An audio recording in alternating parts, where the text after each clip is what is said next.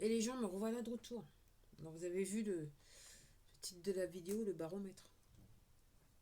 Je sais pas, attendez, je vais baisser un petit peu le siège, là ça va peut-être faire un petit peu mieux. Quoique c'est mieux, 3 fois rien. Ouais. Donc le baromètre, c'est le type de la vidéo. Alors pour ceux qui savent, pour ceux qui sont, comment dirais-je, qui sont abonnés à ma chaîne, donc,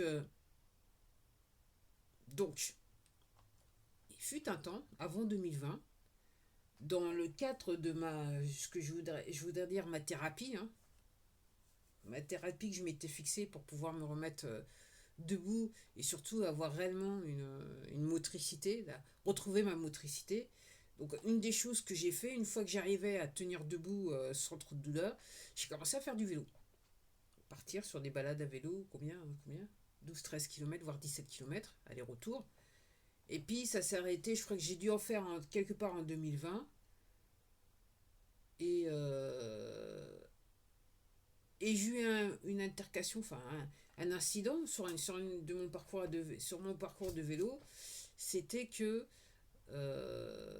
c'était et en ce temps-là, il y avait encore le ciel était réellement bleu. Il paraissait normal, on va dire ça comme ça, avec des nuages plutôt normaux du genre.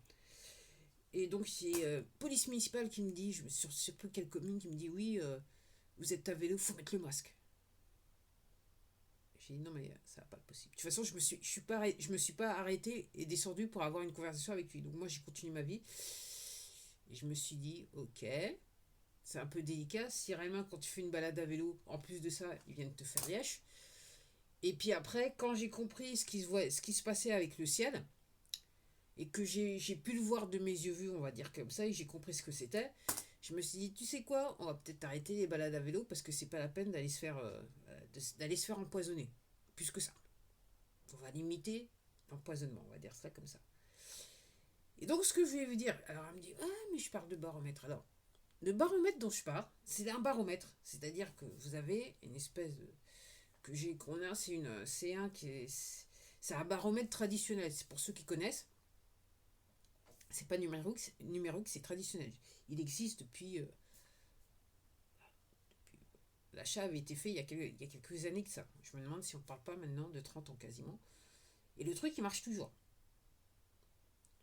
Et pourquoi je vais vous en parler de ce baromètre, c'est que je vous raconte pas les gens le nombre de fois où soi-disant il pleuvait, le ciel était gris, les nuages étaient gris et tout ça, patati et patata. Je regarde le baromètre et c'est marqué beau temps. Okay. Donc il y a 2 jours, en fait, il a bien marqué variable. Quelquefois, je pense à regarder, quelquefois, je pense pas à regarder. Mais il y a des jours, plusieurs fois, je me suis dit, tiens, je vais aller voir ce que dit le baromètre et c'est marqué beau temps. Pour tous ceux que l'histoire de manipuler le temps, c'est du n'importe quoi.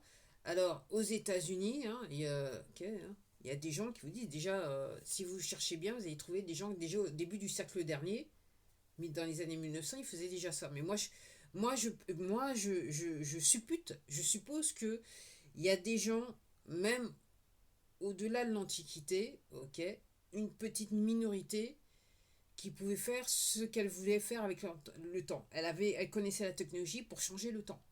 Moi, c'est ce que je prétends. Après, une autre fois, j'avais regardé, il y a quelques mois de ça, où effectivement, il y avait eu des pluies diluviennes dans le Sahara, je me rappelle plus, c'est à Dubaï ou je sais plus trop quoi. Et puis une fois que la pluie est partie, tout ce qu'on a vu, toutes les maisons étaient entourées de verdure. Les gens. Donc les gens, il faut gamberger. C'est vrai, c'est pas du n'importe quoi, c'est vrai, seulement il faut aller rechercher sur internet. Et vous allez trouver des gens qui vous expliquent comment ça se passe. Donc vous pouvez rester sur Terre, sur un camion, envoyer du produit dans le ciel. Apparemment, moi, ce que j'avais vu par rapport aux années 1900, c'était, je me rappelle plus si en fait, c'était un monsieur qui voulait améliorer ses cultures. Donc il a travaillé, il avait fait une espèce de faisceau qui dirigeait vers le ciel et il a pu venir à tomber. Et aux États-Unis, apparemment, ils auraient mis les lois en place parce qu'effectivement, tout le monde avait plus ou moins accès à sa technologie et tout le monde faisait ce qu'il voulait en fonction du temps. Au bout d'un moment, ils se sont dit, ouais, c'est un petit peu. Les poteaux, ils se sont dit, ah, c'est quand même un petit peu trop, quoi. Donc les gens, il faut. Donc, qu'est-ce que vous dit votre paramètre? Ok. S'il n'est pas digital, parce que moi, je ne peux parler que des trucs qui sont mécaniques. Ok. Ok. Ah, je vois tout de suite les mauvaises lances vont dire, ouais, mais c'est un truc qui est vieux qui marche plus. Et comment qui marche? Et comment qui marche? Et comment qui marche? Donc les gens, il faut gamberger. Donc ça, c'était une petite vidéo par rapport au baromètre. Ok. Et notre météo. Ok. Notre météo. Alors aussi, hein, c'est très riche c'est très riche des poteaux effectivement de nous prédire le temps. En fait, ils n'ont pas du mal à prédire le temps parce que s'ils foutent des produits chimiques pour altérer le temps, effectivement, on peut dire quand est-ce qu'il peut et quand est-ce qu'il pleut pas quasiment à la minute près, quoi. On peut créer des famines aussi comme ça. On peut créer des inondations aussi comme ça. Et je m'arrête là. À la prochaine.